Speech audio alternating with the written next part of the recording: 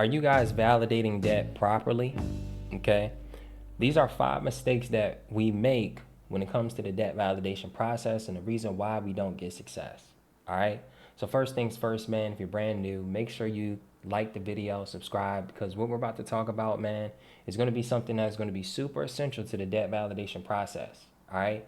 Now, I talk about debt validation because these are one of the tools that I use to be able to hold debt collectors at bay and get out of paying unnecessary debt. Okay. And more importantly, debt that I feel like shouldn't need to be paid. All right. So, what I'm about to talk about will be very effective for any debts that have gone to collections. Okay. Now, what I'm about to talk about can also work for debts that you currently have, but you have to be very strategic about attacking debt collectors that you currently have an open account with. Okay. And when I say debt collectors that you have an open account with, I'm talking about like credit card companies. I'm talking about, business credit, loans, things in that nature. But when it comes to like collection companies where you're getting some type of letter by an attorney, this will be super effective to them. All right. So the main thing that I want to cover up are some of the things that may weaken your case. All right.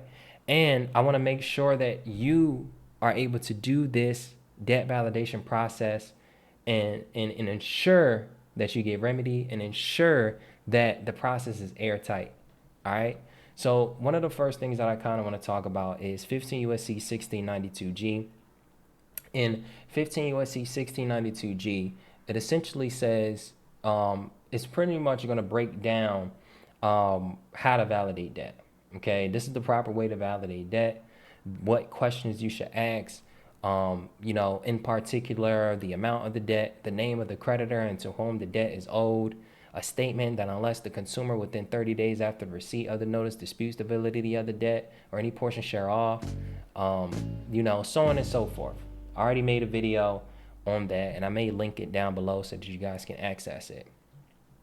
But the primary aspect of validating debt is, or why you can validate debt, is because when all debt is alleged, and we've talked about this. I mean, we can go back to House Joint Resolution 192, you know what I mean?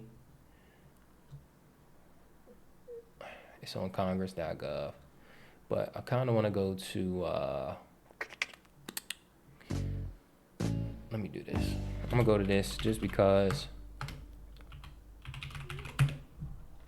Okay, perfect. So to make sense of House Joint Resolution 192, it says on June 5th, 1933, Congress enacted House Joint Resolution 192 to suspend the gold standard and to abrogate the gold clause.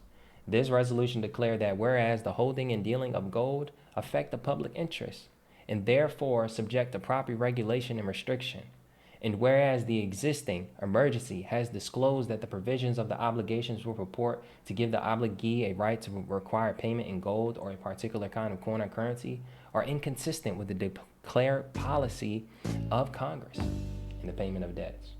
And sorry if I'm speaking a little bit too fast. I'm just trying to I have a lot of information to go through. And if you have to slow down the video, slow down the video. All right. But this is the key right here. It says this resolution declared that any obligation requiring payment in gold or a particular kind of coin or currency or in an amount in money policy, and every obligation herefore or hereafter incurred shall be discharged upon payment dollar for dollar in any coin or currency which at the time of payment is legal tender for public and private debts. Now I bring this up not because I want you guys to go and take this and use this to challenge debt, but it's the really for you guys to have the mindset behind why we challenge debt and why we can't. Because debt is not real, all right? Even when you agree to pay, all right, or you feel like you got into a loan agreement and someone loaned you money, if you understand the law, if you understand the truth of lending, if you understand how money works, how banking works, then it essentially you will understand that you actually extend credit to yourself. You will understand that when you apply for something, the money is already released to the debt collector, and after the fact, them asking you to pay a bill after the fact is really just them double dipping. Okay, when you apply for something for 10 grand, you feel me? They already got the 10 grand. Okay, and whatever they gave you was just the benefits. So for example, a car is 30 grand. The car is the benefits. Okay, you extended credit to yourself, and the credit wasn't essentially just for the car. You know what I mean? You really should be getting cash in hand, but I don't want to talk about that. They should have gave you the 30,000, all right, and then the 30,000 is something that you can go and purchase a car. But instead, how they kind of do it is they keep the 30,000 and then give you a car or release a car to you, and that's more of a benefit of allowing them to participate in commerce. Now, if you go to the book of Modern Money Mechanics, it breaks down fractional banking. Whereas if you apply for 30K, they're able to multiply that 10 times, all right, and loan it out to other individuals or participate in commerce. The only way banks are able to participate in commerce is for the simple fact that we apply for loans. We apply for credit. You dig me? So that's House Joint Resolution 192. But just to bring it back to this section here, 15 U.S.C. 1692G, it pretty much breaks down how to validate debt properly. From what you're supposed to ask them for, the proper way. It says typically you want to do this within a 30-day period, and essentially they must provide a written request within the 30-day period. Okay. It also talks about if a debt is disputed in this section here, the original creditor or the debt collector shall cease collection of the debt. But notice how the debt collector and the original creditor are two separate people. Okay. I wonder what they have as creditor. Creditor means any person who offers or extends credit creating a debt. Okay. Okay. Person is really a key word. All right. Admission of liability to the failure of a consumer to dispute the validity of a debt under this section may not be construed by any court as admission of liability by the consumer. So what it says is, I don't want to butcher this, so give me a second. Any court may not be construed by any court as an admission of liability. Don't butcher me, but let me just grab this definition of this. What does admission of liability? When a person accepts responsibility for causing an injury, this is known as an admission of liability. In turn, constitutes an admission of responsibility for the resulting harm. Okay. It says the failure of a consumer to dispute the validity of a debt under the subsection may not be construed by any court as an admission of liability. So just because you don't validate debt, it doesn't always mean that you are liable. Okay. A communication in the form of formal pleading in a civil action shall not be treated as an initial communication for the purpose of this subsection. So essentially, they don't have to do any type of, in order to validate debt, you don't have to go through the court. The sending or delivery of any form of notice which does not relate to the collection of a debt and is expressly required in Title 26, Title V, Graham-Leach-Bealey Act. See, I haven't really read this far down because all you really need is this here. All right. So you can dive into this, read it yourself. I really don't want to spend time like reading this, but it's right here. Okay. Now, the importance of verifying debt is for the simple fact that, I mean, you probably don't want to pay it, or you don't want to be in a situation where you're paying an unnecessary debt. And just back to what I was talking about with modern money mechanics and everything that we're learning about consumer law, this is why it's important for us to be okay with learning the validation of debt process. Because you can validate any debts. You know what I mean? So now you kind of know what debt validation is and why we do it. Let's make sure you're doing it the right way by avoiding some of these common mistakes, okay? Number one, not sending a validation request on time. Okay. It's important when you get a letter from a debt collector to immediately act. Okay. You want to send a company a letter validating the debt. And if you want to understand the presentments that you need to send, then go watch my video on how to validate debt, how to use AI. You dig me? I may link it here. I'm still trying to get good at YouTube and dropping the links and things in that nature because I want to kick this stuff out to you guys. But what immediately means is you have 30 days. Just like you have 30 days to pay something in order for you to move in honor, make sure you are utilizing your time wisely and you are sending the company a validation letter, okay, within 30 days. All right. Now, the consequence of missing the deadline essentially is you acquiescing. Okay. If they say you owe 10 grand and you don't send a letter to them within 30 days, then you're saying that I do owe 10 grand. A lot of people think that ignoring them is going to get the job done, but it's not. Okay. So that's mistake number one. Not acting fast. Make sure you send your letter within 30 days. Excuse me. Mistake number two, failing to include specific validation requests. Okay. A common error is being generic. Okay. Or being vague.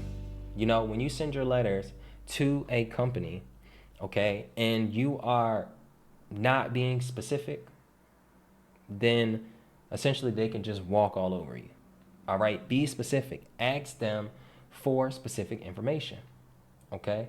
This is why I tell people about using a debt disclosure letter. Of course, you can go on ChatGPT and use ChatGPT to pretty much write up a debt disclosure letter. But in a debt disclosure letter, it literally says, hey, give me this, give me this, give me this, give me this, give me this, give me this. It's separate from the debt validation letter. So think of the debt validation letter as more of something to be more of a overall summary of you validating the debt. And then the debt disclosure is like a form that you would use to essentially get them to fill out. Okay. So here's some things that you want to include. Proof that the collector owns the debt. Okay. A copy of the original signed agreement between you and that debt collector. And then a full breakdown of the amount owed, principal, interest, fees, and not anything extra. Okay. The thing is if you are more specific, the harder it is for them to ignore you. Okay. If you say, hey, I need this specific document from this particular date, or I need you to fill out this information. Okay. I'm asking for specific information. When you go into court and the judge and you said, hey, this is how I know that this debt was valid. I needed them to answer this specific information and they didn't answer it. The judge is just going to look at them like, why didn't y'all answer it? If the debt was valid, then you should be able to answer it. You dig me? So be specific. All right. If you want to be prolific, be specific. If you want to get results, be specific. All right. Number 3, acknowledge the debt. Okay. If you admit to the debt, all right, you essentially reset the statutes of limitations. Okay. And we'll talk about the statute of limitations in a second. All right. Use phrases like the debt is disputed. All right. Use phrases like I'm requesting validation under the FDCPA. All right. Things like that, making it aware that what I am talking about is a disputed debt. That's where, the game will change. You feel me? A lot of times what we do is we'll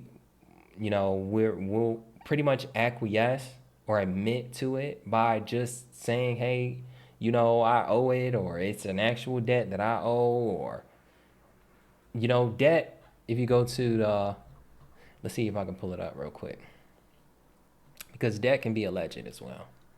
Okay. So boom. See if I can zoom in. I don't know if y'all can see this. All right.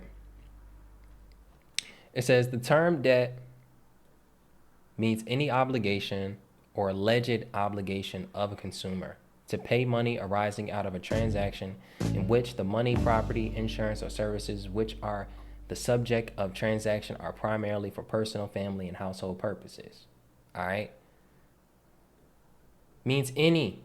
All right. And in law, any means all. All right. Obligation.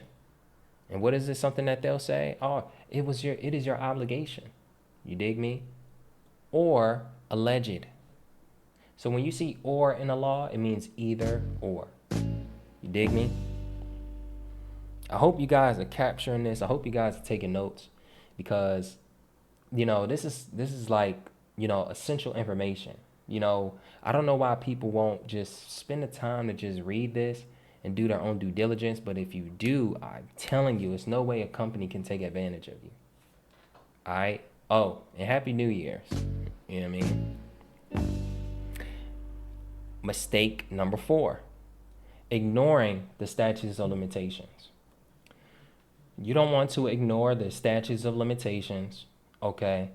So what I pulled up real quick is just the statutes of limitations in Florida, all right? I would suggest you go and you take and look at the statutes of limitations in when it comes to your state. But here's an example, okay? For general debt, 5 years for debts like credit cards or medical debt. If it's been 5 years, it's out of the statutes of limitations period. You dig me? Oral agreements, 4 years. If it's been 4 years, it's out of the statutes of limitation period. Debts from injuries or personal property, 4 years. Unpaid property taxes, 20 years. Court costs and fines, no statutes of limitations. Unpaid alimony, no statutes of limitations. Fraud, 4 years from when the facts were discovered or should have been discovered.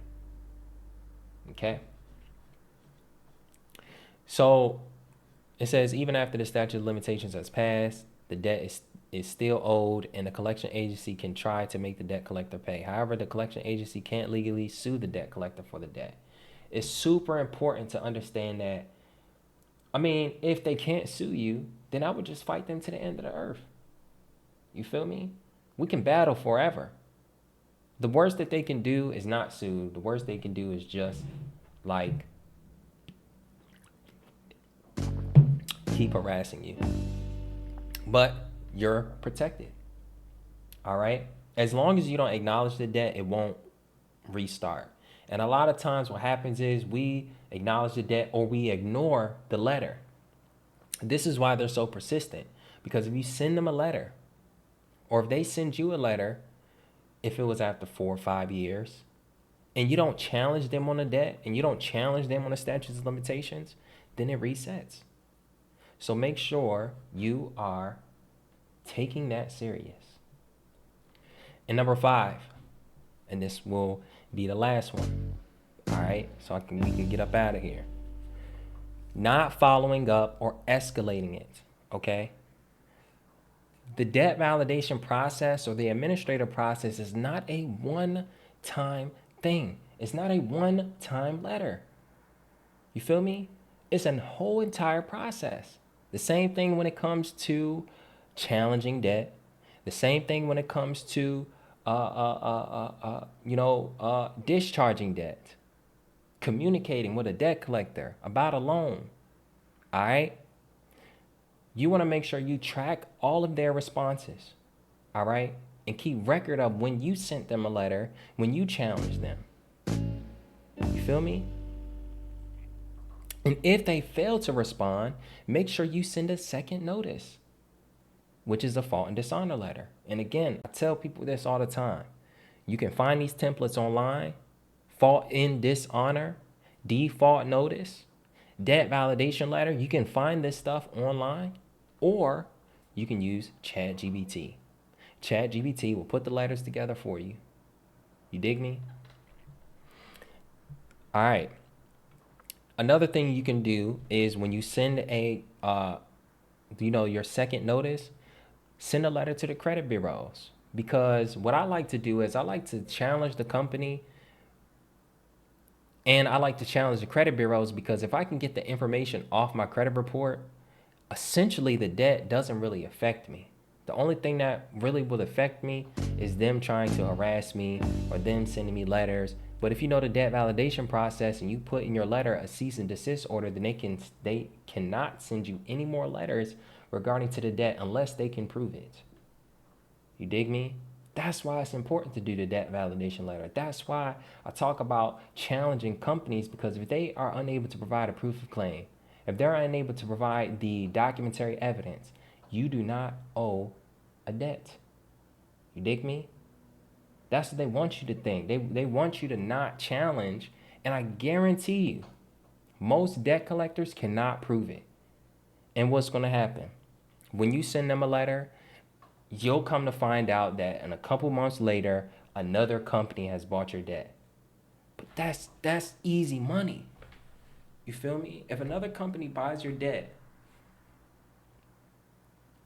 it's like taking candy from a baby. You feel me? Another thing you can do is you can file a complaint with the CFPB and the Attorney General. All right? I'll do a separate video on how to file a complaint with the CFPB in regards to debts, in regards to credit bureaus. And if you guys want that, put it down in the comment section. You dig me? However, the CFPB doesn't override you challenging the company and making sure you are doing your own follow-up. You are doing your own mediation. So, for example, if a company ignores you, you send them a letter and say, hey, I noticed you ignored me. All right? Through a fault and dishonor letter. And I'm going to give you an opportunity to cure. This is what I discussed in my previous video when I talked about using AI to discharge debt. All right? And then you want to make sure you have them default. All right? But you can also, in each and every letter, file a complaint to the CFPB and include these documents. You feel me? It's just a separate channel, a different eye that is on your situation. Not saying that the CFPB can, completely change your circumstance, but what it can do is it can, make them maneuver differently. Okay, make them quit. Damn, the CFPB, the Attorney General's on it. My state Attorney General's on it too. Shit, I need to do something different. Or I need to sell this. This customer is giving me some problems. Even if you may not know the full debt validation process, if you challenge a company on a debt and you keep it up, you keep sending them letters and challenging them, right? They will eventually quit, because while you're sending letters and saying that it's not your debt, until they can prove it in the way that you ask them to prove it, you don't have to pay a thing. Now, what happens is when they don't do it, or when you stop sending letters, they're going to send you a fault and dishonor letter. It's your job to make sure you respond to their second letter. All right? But their goal is to have you default, so they have grounds to sue you in court. What happens is once you default, the only reason you default on any debt is because you acquiesced. Notice how if you don't pay your bill, they'll send you a letter first. All right? They'll send you 3 to 4 letters and pretty much like notify you what they're going to do before, you go to court. This is what I want you to do. This is what the whole debt validation process is for. Okay? Collectors often rely on your inaction. All right? So it's up to you to not let them win. So just to summarize everything, all right? Number 1, okay? Not sending your validation request on time is going to hurt you. Okay? Number 2, being vague or trying to send generic validation letters is going to hurt you as well. not being specific. You feel me? 3, admitting to or acknowledging the debt. All right? If you're not going to pay it, don't acknowledge it. Don't admit to it. You feel me? If there's anything to acknowledge, it's to acknowledge that it's not my debt. You know what I mean? 4, ignore the statutes of limitations. Don't ignore it. If you ignore it, you're putting yourself at a disadvantage. It's just as simple as just looking up your state statutes of limitations and challenging the company on it, or just asking them, hey, provide me the statute of limitations. Has this debt passed the statutes of limitations period? You know what I mean? And then 5, failing to follow up and escalate is probably the number one reason why people end up paying their debt. Why people end up failing. You know what I mean? All of these 5 reasons are the reason why people do not get ahead in this debt validation or debt discharge battle. All right? Now, I've gone on enough. I've spoke enough. I've yapped enough. Some of my favorite things to do is to yap. If you're brand new and you like the video, go ahead and drop a like. That means the absolute world to me. You know what I mean? 2025, we're going crazy with the content, whether it's going to be debt content, consumer law content, whether it's going to be starting a new business, right? Making 6 figures in the next 12 months, 365 days. You know what I mean? Whatever the case may be, all of that is going to be right here on this channel. All right? Check out my links down below. Right now, I have the complete debt guide for only 47 bucks. All right? Up to New Year's, it was actually 25 bucks. All right? And it's now 47 bucks. And it'll be 47 bucks for a limited time. All right? Next week is going to go back up to 97 bucks. All right? I would suggest you guys take advantage of the full course breakdown of me breaking down the communication of debt, me breaking down the full process, the administrative process. I have templates, I have guides, and more resources that is not just about debt validation. All right? Only things that people who purchase are able to see the extra material that I have in there. All right? So again, if you want to be a pro at this, go ahead and tap into the complete debt guide. It's only $47. Okay? Thank you guys once again. I feel like I have to put this in the video, man. None of this was legal advice.